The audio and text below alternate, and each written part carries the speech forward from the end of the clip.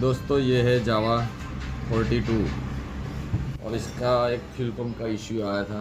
इसकी fuel pump का filter हम चेंज करेंगे, दिखाएंगे आपको कैसे चेंज होता है। देखो ये ऐसे पुश करके इसको ओपन करना है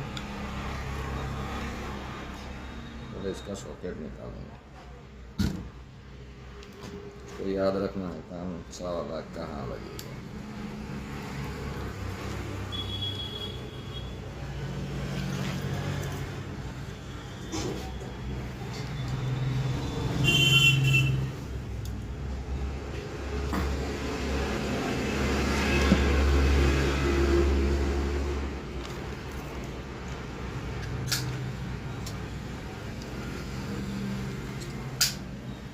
गामले में बहुत लड़के मिल जाते, लेकिन बाजार में 6-6 हज़ार में पूरे दिन काम कर रहे,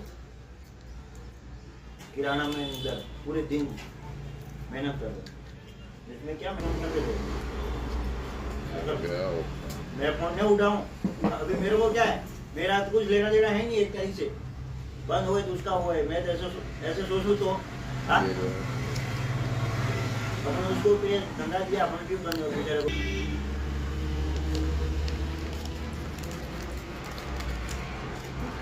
ये नया वाला